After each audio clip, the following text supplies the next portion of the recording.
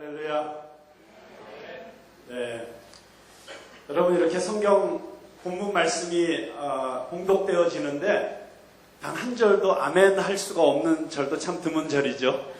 네, 정말 성경에 있는 말씀이라고 하기엔 좀 너무 민망한 쑥스러운 이야기가 기록되어 있는 본문을 오늘 설교 말씀의 본문으로 삼았습니다. 네, 오늘 우리 이렇게 나무현 형제와 함께하는 문화예술 예배로 하나님 앞에 드리고 있는데요.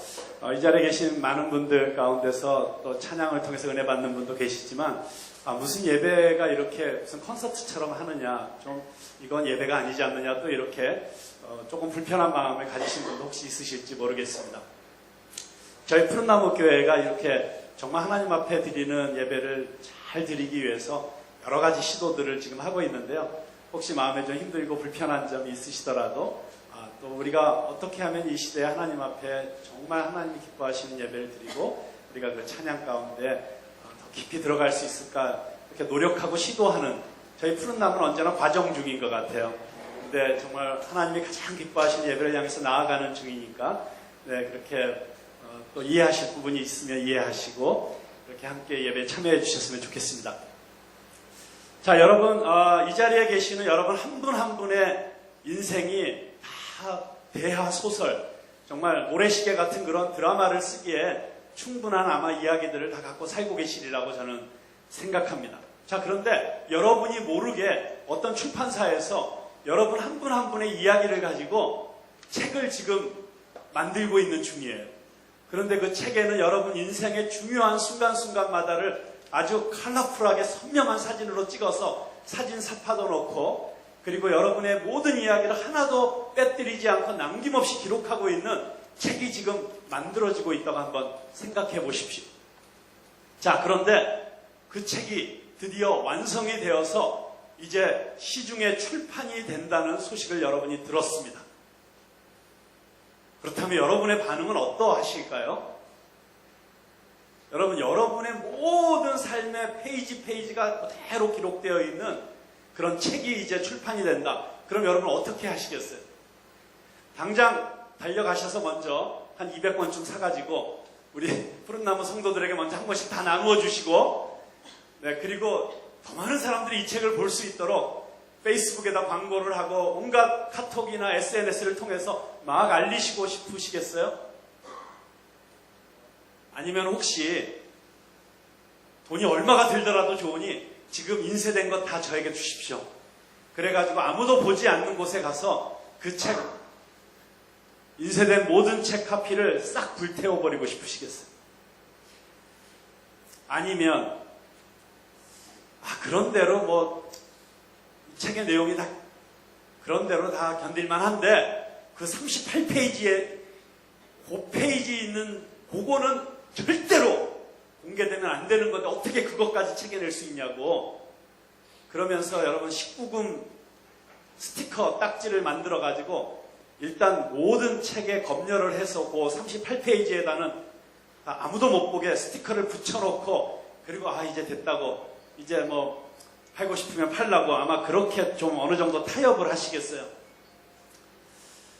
여러분, 만약에 오늘 우리 성경 본문의 주인공인 유다가 창세기를 보여주면서 자, 이 창세기를 단행본으로 만들어서 이제 세상에 공개하려고 하는데 괜찮겠습니다 라고 말하면 아마 제 생각에는 틀림없이 이 유다는 다른 건 괜찮은데 창세기 38장 그거만큼은 안 됩니다.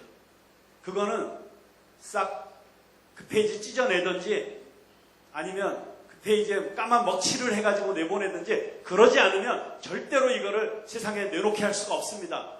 라고 강력하게 아마 반발을 하지 않을까 싶습니다. 여러분, 사실 창세기 37장은 어떻게 끝나냐면 이렇게 끝이 납니다. 그 미디안 사람들은 그를 애굽에서 바로의 신하 친위대장 보디발에게 팔았더라. 무슨 얘기입니까? 요셉의 형제들이 요셉을 시기하고 미워해서 요셉을 죽이려고 하다가 죽이지는 않고 노예 상인들에게 팔아버리고 그들이 요셉을 애굽으로 데려가서 시장에 내놓았더니 친위대장이었던 보디발이 요셉을 사갔다는 이야기로 37장이 끝이 납니다. 그리고 39장 1절에 보면 이렇게 시작이 되죠. 요셉이 이끌려 애굽에 내려가매 바로의 신하 친위대장 애굽 사람 보디발이 그를 그리로 데려간 이스마엘 사람의 손에서 요셉을 산이라. 자, 37장 마지막은 요셉이 애굽으로 팔려갔다는 얘기로 끝이 나고 39장 1절은 그래서 그 요셉이 보디발에게 집에 팔려갔다로 시작이 되니까 여러분 눈치를 채시겠죠? 원래는 37장에서 39장으로 바로 이어지는 게 이야기의 전개상 맞습니다. 그런데 왜 38장이 거기 끼어 들어간 것일까요? 그것도 그렇게 일부러 이야기의 흐름을 깨면서 집어넣는 것이라면 그럴 만한 충분한 의미가 있고 가치가 있고 중요한 이야기라야 그렇게 했을 텐데 왜 하필이면 그 38장을 그냥 듣기에도 민망한 그런 이야기인데 게다가 시아버지 유다가 며느리 다말을 창녀인 줄 알고 데리고 잡고 그리고 그 결과로 쌍둥이가 임신이 되어가지고 그 아이들 중에 하나인 베레스라는 아들이 또 아들을 낳고 하다가 보니까 다윗왕도 그 집안에서 나오고 그리고 거기서 또 낳고 해서 보니까 우리의 구세주이신 예수님이 그 족보에서 난 거예요. 자, 마태복음 1장을 보면서 우리가 당혹스러운 이유가 무엇입니까? 예수님의 족보, 예수님의 혈통, 얼마나 거룩하고 신성스러운 혈통이어야 마땅할 텐데 그리고 여러분 세상의 통치자들과 권세자들은 어떻게 해서든지 자기들의 그 집안의 내력을 미화시키고 사람들에게 거봐 그런 집안이니까 이만한 인물이 나왔지 이렇게 우기고 싶은 그런 그 미화하는 이런 것이 당연한 상황일진데 근데 우리 마태복음은 우리를 참 당황스럽게 하죠. 그 중에서도 예수님의 족보에 딱 자리를 잡고 있는 이 다말이라는 여인 부끄러운 부적절한 관계를 통해서 태어난 그 아들을 통해서 낳고 해서 우리 예수님이 나왔다는 얘기를 보면서 우리는 혹시 이런 생각하고 있지는 않을까요? 아니 이런 게 뭐 그렇게 자랑스러운 일이라고 이게 뭐 우리 전도와 선교하는 도움이 된다고 이런 얘기를 성경에 끼워놓으면 도대체 어떡하란 말이냐고 그러면서 차라리 불신자들에게 우리 전도할 때는 성경에서 이 38장을 빼놓고 다시 인쇄를 해서 그냥 전도용으로 나눠주는 게 어떠냐는 여러분 그런 생각 혹시 해보시지 않으십니까? 그런데 저는 성경에서 이 창세기 38장을 절대로 삭제해서는 안 된다고 생각합니다. 왜냐하면 이 유다와 다말의 이야기가 찢어버리고 싶은 창세기 38장 같은 인생의 한 페이지를 갖고 사는 사람들도 하나님께서 쓰실 수 있다는 아니 그들을 통하여 일하신다는 소망을 우리에게 준다고 믿기 때문입니다. 저는 창세기를 읽으면서 정말 하나님에 대해서 신기하게 생각되는 그런 부분이 있어요. 자, 하나님께서 이삭의 두 아들 가운데 한 아들을 택하셔서 하나님의 백성의 시조가 되게 하시고 저를 통해서 구속의 역사를 이루어 가시는데 그 과정 가운데 두 아들이 있었어요. 이삭의 두 아들 야곱과 에서가 있었어요. 그런데 여러분 잘 아시는 대로 에서는 정말 괜찮은 사람이었어요. 잘생겼죠. 성경에 잘생겼다는 얘기는 없습니다만 그러나 왠지 그럴 것 같은 분위기예요. 그리고 남자답고 성격 좋고 에서가 성격이 좋은 걸 어떻게 알 수 있어요? 자, 이방 여자랑 결혼했어요. 근데 그 부모님이 우리 아들이 이방 여자랑 결혼했으니 참 고민된다 라고 했을 때 아버지가 근심하시는 것 때문에 금방 또 자기 아브라함의 집안에서 이스마엘 혈통으로 난 자매 하나를 데려다 결혼을 해요. 그러니까 얼마나 부모님에게도 걱정을 끼쳐드리고 싶지 않은 이런 효심을 가진 아들이에요. 게다가 여러분 아시죠? 자기의 장자권을 사기쳐서 빼앗아간 그 못된 죽일 놈 동생 야곱 이를 갈며 살았어요. 20년 동안 이 자식 돌아오기만 해봐라. 내가 죽여버린다. 정말 자기 동생이 자기의 장자의 축복권을 빼앗아갔다는 것을 알았을 때 통곡하면서 울었는데 그 울음소리가 얼마나 컸던지 듣는 사람들의 애간장을 녹였어요. 그렇게 상처를 주고 떠났던 동생 야곱. 그런데 그 동생이 돌아오는데 웬일인지 이 동생이 다리를 쩔뚝거리면서 그러면서 자기를 보자마자 7번 땅바닥에 엎드려서 절을 하면서 나오는 거예요. 근데 여러분 보세요. 그 형의 에서가 달려가서 그 동생을 끌어안아요. 지금까지 때려 죽이겠다고 결심했던 건 어디 가고 그 동생의 불쌍한 모습을 보면서 그리고 그 동생이 자기에게 절을 하면서 나오는 모습을 보면서 금방 또 마음이 풀어져 가지고 야 일어나라 이게 뭐 하는 짓이냐 야 이 선물이 뭐냐 난 필요 없다 그냥 호탕하게 용서해줘 버리는 여러분 이런 왜 괜찮은 사람 아니에요? 게다가 보면 아버지 이삭 그 이삭은 어떤 아버지입니까? 여러분 이 아버지는 어렸을 때 정말 큰 상처를 받은 아들이었어요. 자기 아버지가 자기를 제단 위에 올려놓고 칼로 찔러 죽이려고 하는 아버지가 나를 죽이려고 했다는 게 여러분 아들에게 얼마나 큰 상처가 되겠어요. 그래서 안 그래도 조용한 사람이었는데 이삭은 보니까 평생 수동적이고 굉장히 좀 이렇게 기가 죽어서 살아갔던 그런 아들 같은 그런 사람 같은 모습을 보여주고 있습니다. 그러다 보니까 이 이삭에게 아들이 둘이 생겼는데 한 아들은 아주 호탕하고 남자다운 그런 사냥꾼 에서고 또 한 아들은 왠지 자기를 닮은 그렇게 뭔가 좀 여성적이고 집구석에 처박혀 있기를 좋아하고 그냥 뭐 하는 짓을 보면 맨날 마마보이 같고 이런 아들을 딱 볼 때 누구에게 더 마음이 가겠어요? 왠지 자기를 닮은 야곱 더 미워 보이고 여러분 그렇지 않습니까? 자식에게서 자기에게 있는 어떤 부정적인 모습이 발견되면 그게 그렇게 못 견디게 미운 거잖아요.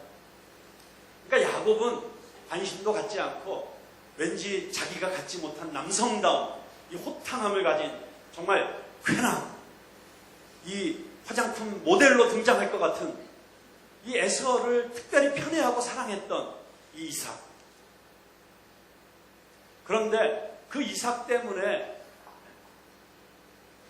이 야곱은 늘 열등감에 시달렸고 그리고 아버지로부터 사랑받지 못한 그 굶주림 때문에 그래서 어떻게 해서든지 자기가 변장을 해서라도 에서가 돼서 장자의 축복권을 가지려고 했고 눈먼 아버지를 속여서 사기쳤던 야곱. 그러니까 여러분 보세요. 에서와 야곱을 보면 인간적으로 볼 때 누구 편을 들어주고 싶고 누구에게 집안을 맡기고 싶고 누구를 통해서 이 위대한 구속의 역사를 이루어가고 싶겠어요.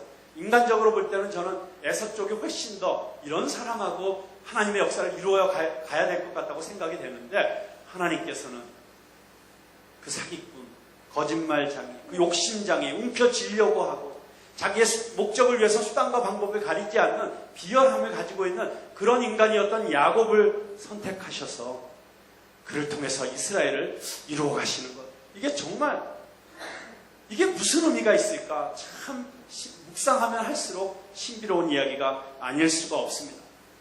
자, 그런데 에서와 야곱 그 다음 때 아들들을 보세요. 12아들이 있었습니다. 근데 자, 12아들 가운데 가장 자랑스러운 아들이 누구였을까요? 자, 야곱의 12아들 가운데 여러분 같으면 우리 집안의 대표 선수로 내놓고 싶은 그런 아들이 누구였을까요? 네? 당연히 요셉 아니겠어요. 최소한 12아들인데 다 그저 그렇게 양치고 대충 농사 짓고 살아가는데 요셉이라는 아들은 놀랍게도 그 모든 역경과 시련을 이겨내고 어떤 상황 가운데서도 하나님을 원망하는 기록이 하나도 없고 언제나 하나님 앞에서 신실하게 정직하게 그렇게 함으로써 축복을 받아서 마침내 그 당시에 당대의 최대의 제국이었던 이집트의 총리 대신이 되는 이런 아들 자랑스럽지 않아요? 요즘식으로 따지면 정말 미국으로 혼자 유학 가가지고 거기서 아르바이트 해가면서 공부해서 하버드 나와서 대학원 박사학과까지 다 마치고 미국 국무부에 첫 직장부터 들어갔다가 백악관 인턴도 하다가 그러다가 마침내 미국의 국무부 장관이 됐다. 이 정도 아들이면 정말 우리 집안의 희망이다. 정말 이 아들이 이제 우리 집안을 일으킬 아들이다. 이러면서 그 아들을 기대하고 그 아들을 대표 선수로 내세우는 게 당연한 거 아니겠어요? 그런데 놀랍게도 하나님은 유다를 선택하셨어요. 요셉이 아니에요. 그리고 그 유다를 통해서 다윗과 메시아 집안의 출발점이 되게 하셨고, 그리고 이스라엘의 찬송이 되게 하셨습니다. 찢어버리고 싶은 가장 수치스러운 인생의 한 페이지를 가장 아름다운 구속사의 한 페이지가 되게 만드시는 분, 여러분, 그분이 우리 하나님이신 줄로 믿으시기 바랍니다.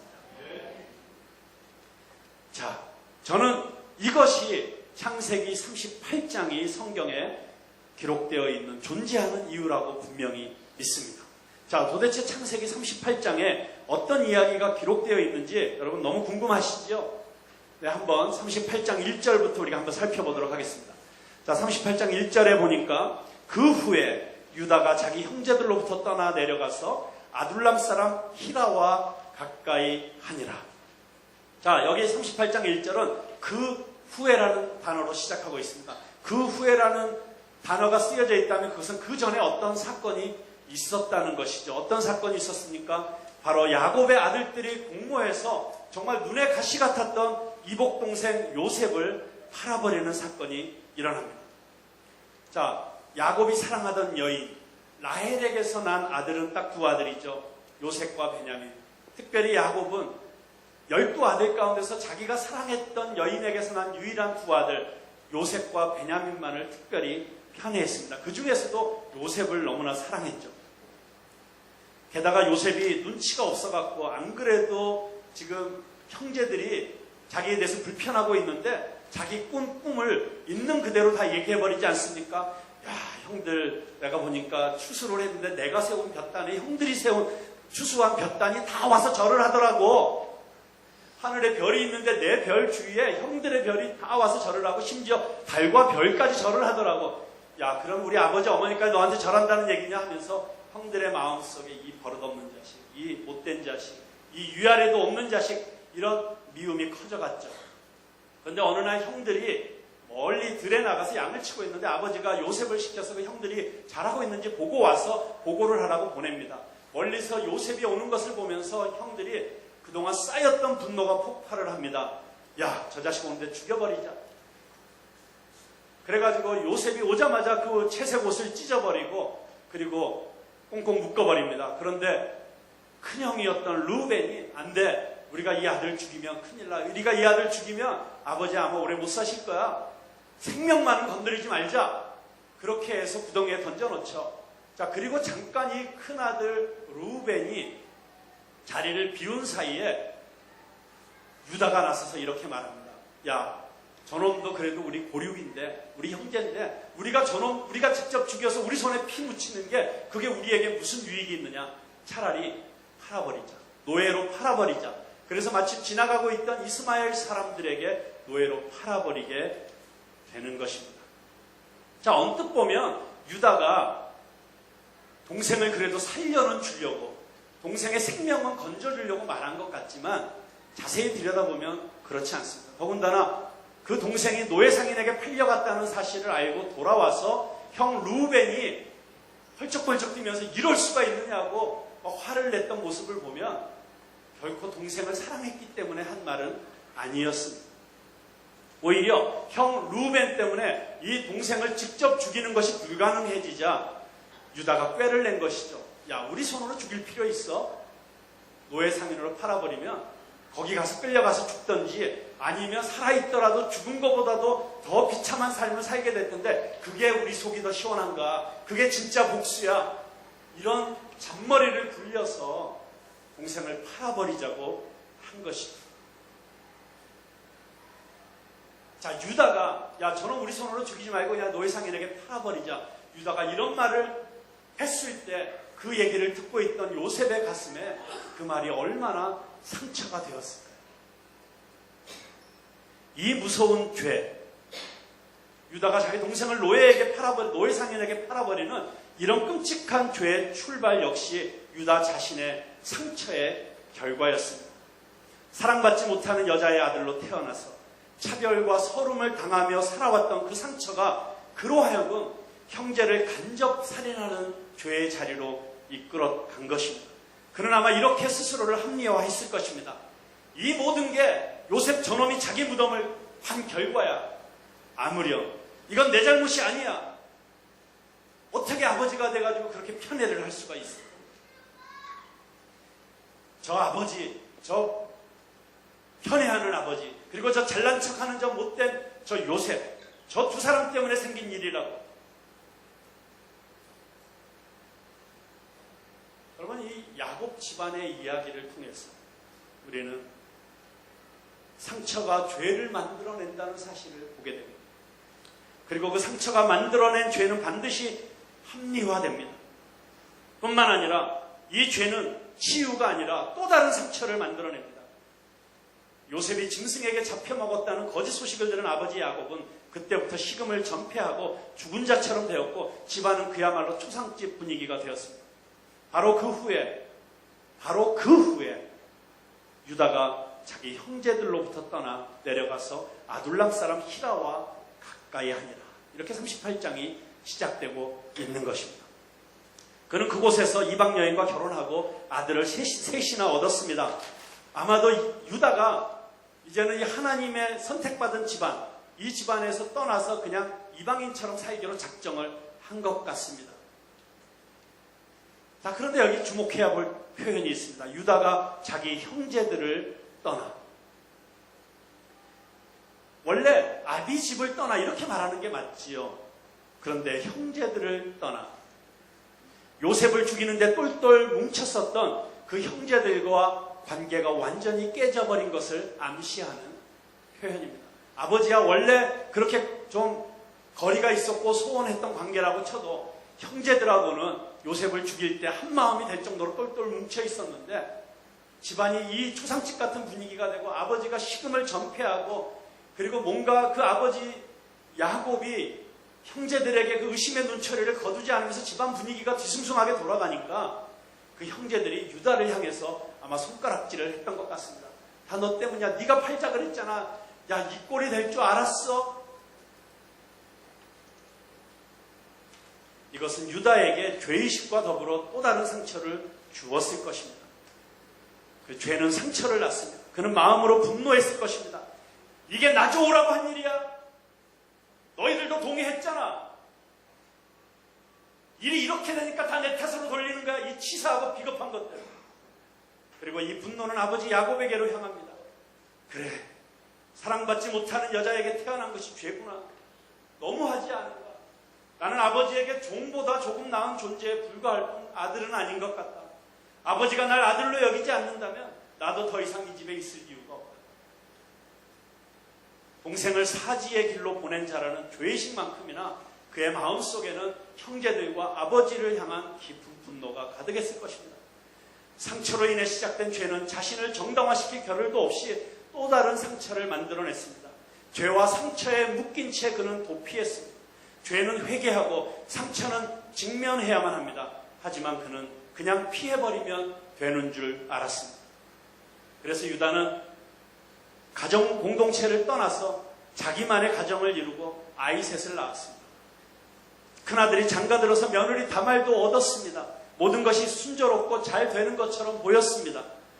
그리고 비록 이방인과의 결혼이었지만 유다는 구약 성경에서는 보기 드물게 일부 일처제를 유지했습니다.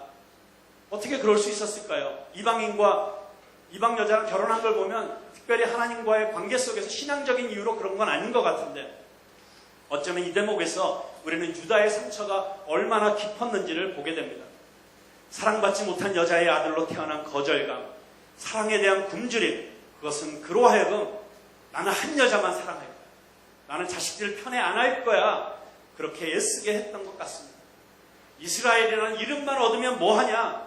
자식들을 편애하고 사랑받지 못한 아내의 자식들은 자식으로 여기지도 않는데 그래, 나는 한 여자와만 결혼해서 살 거야. 이방인이면 어떠냐? 그의 이런 강변이 우리는 성경의 행간에서 들리는 것 같습니다. 그런데 그의 바람과 달리 죽음의 그림자가 그의 가정에 밀려왔습니다. 성경에 보면 큰아들이 하나님 앞에서 악을 행하였기 때문에 그가 죽임을 당하였다고 그렇게 기록하고 있습니다. 그래서 여러분, 이스라엘의 독특한 제도 가운데 하나는 형이 결혼을 해서 살다가 아들을 낳지 못하고 죽게 되면 동생이 그 형수를 데리고 와서 같이 살면서 아들을 낳아주도록 의무적으로 그렇게 하도록 되어 있었습니다. 그래서 동생 오난이 이제 형수와 합방을 했습니다. 그런데 이 오난이 자기 씨를 형수에게 주기가 싫어서 그만 밖에다가 그 모든 정자를 쏟아버리는 그런 일을 합니다. 그게 오나니즘이라고 하는 그 출발 영어 단어가 거기서 나온 것이죠.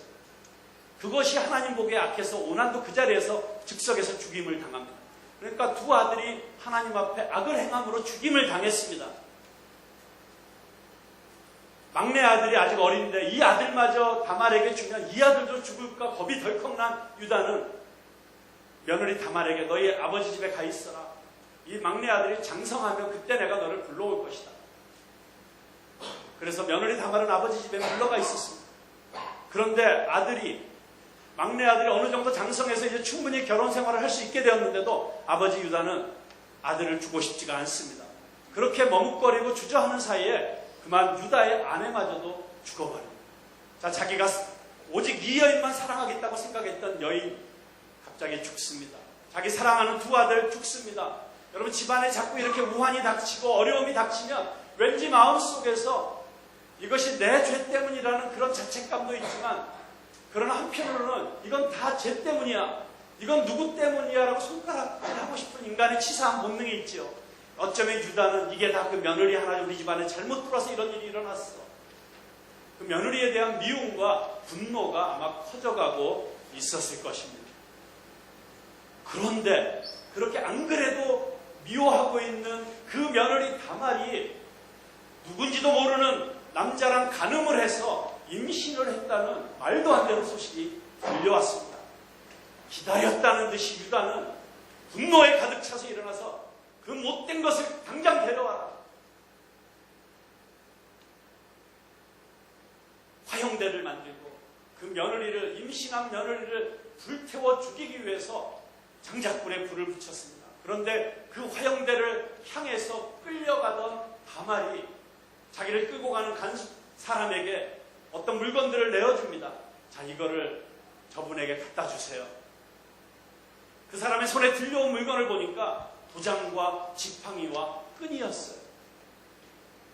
그 물건들을 들고 온 사람이 이렇게 화형대에 끌려가던 다말의 말을 전합니다. 지금 내 뱃속에 있는 아이의 아비는 바로 이 물건들의 주인입니다. 너무나도 충격적이게도 바로 그 물건들은 몇 달 전에 자기가 양털을 깎으러 지방에 갔다가 그곳에서 길거리에 한 창녀가 앉아있는 것을 보고 자기의 고독과 외로움을 달래기 위해서 그 여자를 돈으로 살려고 했고 그래서 결국 그 여자랑 하룻밤에 같이 자면서 내가 나중에 염소하고 바꿔주겠다고 징표로서 주었던 그런데 다시 그 수점서를 보냈더니 그 창녀인 줄 알았던 여자가 사라지고 찾을 수가 없어서 결국 돌려받지 못했던 자기의 물건들이었습니다. 여러분 그 순간 그 유다가 겪었을 그 느낌, 그 감정 도대체 어떤 것이었을까요? 여러분 우리 인생에 만약에 이런 일이 일어난다면 우리는 과연 견딜 수 있을까요? 더 이상 살 용기를 우리가 가질 수 있을까요? 아마 그 물건들을 보는 순간 그리고 그 물건의 아비가 바로 이 뱃속에 있는 아이의 아비라고 하는 이야기를 들은 순간 유다는 다리에 힘이 풀리면서 털퍼덕 땅바닥에 주저앉고 말았을 것입니다. 이럴 수가 어떻게 내 인생에 이런 일이 일어날 수가 있지? 어떻게 비참해도 이렇게 비참해질 수가 있지? 물론 유다의 마음속에 이런 변명이 나올 수도 있었을 거예요. 나 더 이상 이건 내가 모르는 일이야. 내 기억에 도저히 기억나지가 않아. 실수야. 이건 실수라고. 이건 내 며느리가 판 함정에 빠진 거야 라고 다시 며느리를 손가락질하고 그리고 변명하고 회피할 수도 있었으나 그러나 놀랍게도 그 순간 유다는 어찌할 수 없는 그 절대 절명의 상황 속에서 자기의 잘못을 인정합니다. 그래. 며느리 다말 내가 나보다도 옳구나. 여러분 이렇게 짧게 기록이 되어 있지만 결국 이 이야기는 어떤 뜻을 가지고 있는 말일까요? 그래, 내가 죄인이구나. 내 잘못이구나. 내가 내 막내 아들을 장성했으면 너에게 줬어야 되는데 그렇게 하지 못했었고, 그리고 내가 너를 창기로 오인을 해서 너를 돈을 주고 살려고 했던, 그리고 너와 잠자리를 같이 했던, 이게 내 죄 때문이구나. 이 모든 것이 상처로 인해서 내가 저질른 이 모든 죄악의 결과이구나.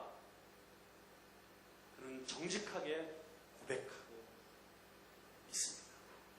여러분이 하나님 앞에서의 정직한 자기 고백, 이것이야말로 한 사람의 인생에 반드시 있어야 되는 대전환점인 것입니다. 이것이 바로 우리 인생의 터닝 포인트인 것입니다. 마치 야곱이 평생을 움켜쥐려고 살았고, 야곱이 그렇게 비열한 수단과 방법을 가리지 않고 자기가 원하는 것을 움켜잡으려고 살았던 사람이었지만, 약복강가에서 하나님과 밤이 새도록 씨름하다가 환도뼈가 부러지고 나서 내 이름이 무엇이냐라고 물었을 때 야곱입니다 라고 대답했던 그 대답, 그것은 야곱의 이름의 뜻처럼 나는 사기꾼입니다, 나는 거짓말장애입니다, 나는 움켜쥐려고 하는 이기적인 인간이었습니다 라고 하는 자기 고백이었던 것처럼, 그래서 그것을 통해서 야곱의 인생에 새로운 역사가 시작되었던 것처럼, 집안 대대로 흘러내려오는 그 가정의 복잡한 상황으로 인해서 상처받았고 그것으로 인해서 죄를 지었던 그 모든 죄악된 삶의 결과물 앞에서, 그래, 내 며느리 다말이 나보다 옳구나 라고 하는 이 말을 통해서 정직한 자기 고백을 한 유다, 그 유다의 삶에 새로운 역사가 시작되고 있는 것입니다. 여러분, 어떤 인생의 자리에 있다고 할지라도 하나님을 기억하고 자기 자신이 죄인임을 고백하는 것은 죄악의 흐름을 뒤집는 아주 중요한 전환점이 됩니다. 성경은 아주 간단하게 기록하고 있지만 이 일 이후에 유다는 아버지 야곱의 집으로 돌아가게 됩니다. 왜 아버지의 집으로 다시 들어갔을까요? 여러분, 이 아버지의 집으로 돌아갔다는 이것이 상징하고 있는 것은, 이제는 유다가 더 이상 하나님의 은혜의 역사, 이 구속의 역사에서 벗어나서 내 마음대로 내 멋대로 살겠다고 하는 것에서 다시 돌아온 것을 상징하고 있습니다. 여러분, 한번 생각해 보세요. 유다가 집을 나갔다가 자기 며느리 다말에게 자기 자식을 임신시키고 그 다말까지 데리고 돌아왔다면 그 집안의 또 분위기는 어땠을까요? 형제가 돌아온 기쁨보다도 아마 당혹감이 더 컸을 것입니다. 이 집안 전체가 구설수의 한 복판에 서는 일이었지만, 이제 더 이상 유다는 숨기거나 은폐하기보다는 자기 자신의 죄와 수치를 직면하고 다시 시작했습니다. 여러분, 이것이 은혜의 출발입니다. 저는 진정한 교회 공동체, 그리스도의 신부된 공동체의 특징 가운데 하나는 의로운 사람들이 모여드는 것이 아니라 바로 이렇게 찢어버리고 싶은 인생의 한 페이지의 수치와 아픔과 부끄러움을 가진 사람들이 십자가 앞에 나와서 정직하게 자기 자신을 직면하고 자기 자신을 고백하고, 그리고 그런 모습들을 우리가 함께 끌어안고 용납하고, 그리고 우리 인생의 그 수치스러움이 오히려 하나님의 찬송과 영광이 되게 하는 그런 공동체, 그것이 참으로 진정한 그리스도의 교회라고 저는 분명히 믿습니다. 형제를 팔아먹고 하나님과 가정을 떠나고 창녀를 통해서 고통을 잊고 외로움을 달래려고 했던 인생, 그래서 손자들을 아들로 받은 인생이었지만 그는 자신의 죄와 직면하여 메시아 가게의 출발점을 열었습니다. 찢어버리고 싶은 창세기 38장이 구속사의 한 페이지로 변하는 순간입니다. 그래서 유다의 하나님은 창세기 38장 같은 인생을 안고 사는 우리에게 영원한 위로와 소망이 되십니다. 여러분, 그런데 이 유다의 회복은 여기 38장에서 그치지 않습니다. 이 사건은 더 큰 회복을 위해서 예비된 것입니다. 바로 창세기 44장입니다. 여러분, 창세기 44장의 내용이 무엇입니까? 야곱의 가족이 큰 흉년을 당했습니다. 그 당시에 이집트와 지중해 모든 곳에 들었던 큰 흉년이었습니다. 더 이상 먹을 것이 없어 굶어 죽게 된 야곱의 아들들을 양식이 풍성하게 저장되어 있는 애굽으로 양식을 구하러 보냅니다. 그리고 그곳에서 총리 대신이 되어 있던 요셉을 만나지만 형들은 알아보지를 못합니다. 처음 양식을 가지고 돌아왔다가 다시 또 떨어져서 또 데리고 갈 때 그때 요셉이 당부한 말이 생각났습니다. 다음번에 올 때는 너희의 막내 동생을 꼭 데리고 와라. 그러지 않으면 양식을 줄 수가 없다. 그래서 아버지 야곱을 설득해서 동생 베냐민을 데리고 요셉에게로 갑니다. 요셉이 무슨 연유인지 모르겠으나 이 베냐민을 공경에 빠뜨리죠. 베냐민의 식량짐에다가 귀중한 궁전의 은잔을 집어넣습니다. 그리고 떠나고 있는 형제들을 붙잡아서 너희들이 어떻게 은혜를 악으로 갚을 수 있느냐? 어떻게 너희들이 우리 궁전의 그 귀한 은잔을 훔쳐갈 수 있느냐? 그럴 리가 있습니까? 누구든지 그렇게 행한 자가 있으면 당장 죽이십시오. 근데 뒤져보니까 베냐민에게서 은잔이 나온 거예요. 요셉이 말합니다. 내가 너희 다른 형제는 다 용서해 줄 테니까 너희들 집으로 가라. 그러나 이 막내 아들은 내가 보내줄 수가 없다. 여러분, 그때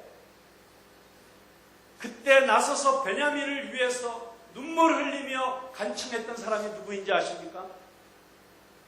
바로 유다였습니다. 유다가 뭐라고 얘기합니까? 이렇게 얘기합니다. 아버지의 생명과 아이의 생명이 서로 하나로 묶여있거늘 이제 내가 주의 종 우리 아버지에게 돌아갈 때 아이가 우리와 함께 가지 아니하면 아버지가 아이의 없음을 보고 죽으리니 우리가 이 아들 베냐민 데리고 가지 않으면 우리 아버지 죽어요. 제발 놔주십시오. 여러분, 여기서 이거 보세요. 그는 아버지의 생명과 아이의 생명이 서로 하나로 묶여있거늘 이런 표현을 하고 있습니다. 여러분, 유다가 어떻게 이것을 이해하게 되었을까요? 여러분 기억하십니까? 창세기 38장에서 유다는 자기 아들 둘을 잃었습니다.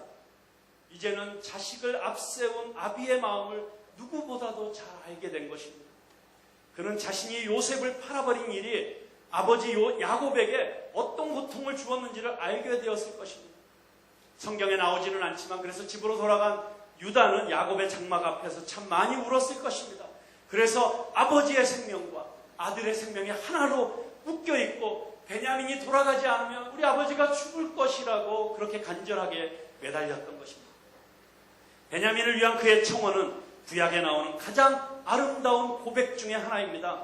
44장 33절에 이런 놀라운 고백이 등장하고 있습니다. 이제 주의 종으로 그 아이를 대신하여 머물러 있어 내 주의 종이 되게 하시고 그 아이는 그의 형제들과 함께 올려 보내소서. 무슨 얘기입니까? 제가 노예가 되겠습니다. 제가 붙잡혀 있겠습니다. 저를 노예 삼으시고 이 동생을 대신 보내주십시오. 여러분, 내가 그 죄값을 대신 치르겠다고 하는 이 유다의 고백이야말로 바로 십자가의 고백이고 십자가의 사랑과 은혜가 아니겠습니까? 여기서 우리는 유다가 이제는 그 놀라운 예수 그리스도의 구속을 예표하는 한 인물로 변화되어 있는 모습을 보게 됩니다. 그는 이제 요셉을 팔았던, 그래서 평생 자기를 옥죄고 있었던 그 죄의 굴레로부터 벗어나고 있습니다. 자신 속에 가득했던 그 죽음 같은 절망의 순간들이 이제는 회복의 디딤돌이 되고 있음을 우리에게 보여주고 있습니다. 죄의 상처, 모든 굴레로부터 자유가 선언되는 순간이었습니다. 창세기 38장이 왜 꼭 끼어들었어야만 했는지를 우리에게 나타내 보여주는 장면입니다. 여러분, 요셉의 대성통곡, 요셉의 울음은 바로 이 대목에서 터져나왔습니다. 하나님이 행하신 아름다운 일, 가해자와 피해자 모두가 하나님의 은혜 속에 있었음을 발견하는 감격의 폭발이었습니다. 그의 눈물은 하나님에 대한 감사였습니다. 오 하나님, 피해자였던 제 인생을 이렇게 영광스럽게 바꾸어 주신 하나님께서 나를 이렇게 비참한 지경에 떨어뜨렸던 가해자였던 유다 형님의 삶도 바꾸셨군요. 우리 비극적인 가정사를 하나님의 구원의 역사로 바꾸어 내셨군요. 그렇습니다. 사랑하는 성도 여러분, 하나님은 우리의 비극적인 가정사도 그분의 구원의 역사로 바꾸십니다. 그분은 우리의 모든 사람들의 죄악과 수치, 어떤 부끄러운 역사도 사용하셔서 놀라운 구속의 역사로 바꾸어내시는 분이십니다. 유다의 인생을 쓰셨다면 이 땅에 하나님이 쓰시지 못할 인생은 아무도 없습니다. 찢어버리고 싶은 우리 인생의 한 페이지, 하나님은 그것을 구속사의 한 페이지가 되게 하실 것입니다. 성경에서 예수님과 가장 많이 닮은 사람 요셉. 그런데 우리 중에 누가 요셉처럼 살 수 있을까요? 저는 요셉 같은 사람을 보면 기가 죽어요. 그런데 유다를 보면서 위로를 받습니다. 소망을 얻습니다. 놀라운 사실은 요셉 집안에서 메시아가 나오지 않았습니다. 하나님은 유다 같은 인생을 메시아 탄생의 통로로 삼으셨습니다. 가장 끔찍한 인생을 구속사의 통로로 만드시는 하나님을 찬양하십시다. 유다의 이야기에서 내 인생의 창세기 38장을 창세기 44장으로 바꾸시는 하나님, 인생의 가장 큰 걸림돌을 가장 큰 디딤돌로 바꾸시는 하나님을 봅니다. 하나님의 은혜는 세상과 사람을 바꾸는 희망입니다. 내 인생의 부끄러움, 수치, 아픔을 찬송으로 바꾸시는, 그러고 보니까 유다의 이름의 뜻이 찬송인 줄은 아시죠? 결국 그 이름을 통해서 유다에게 주어졌던 그 인생의 소명은 이렇게 아름답게 하나님의 은혜와 섭리를 통하여 완성되었습니다. 그 은혜가 그 하나님의 사랑이 여러분 한 분 한 분의 인생도 붙잡고 있는 줄로 믿습니다. 그 하나님을 붙잡으십시오. 그 하나님께 담대하게 나아가십시오. 그 어떤 수치가 내 안에 있더라도, 그 어떤 부끄러움이 내 안에 있더라도, 그 어떤 지워버리고 싶은 과거의 아픔이 내 기억 속에 머물러 있다고 할지라도 나의 아픔을 통하여 별이 되게 하시니, 나의 그 쓰라린 인생의 페이지들을 구속사의 한 페이지로 바꾸시는 그 하나님의 은혜 가운데 풍덩 뛰어드십시오. 그리고 그 하나님의 은혜를 찬양하시는 저와 여러분의 삶이 되기를 주님의 이름으로 축원합니다. 기도하겠습니다.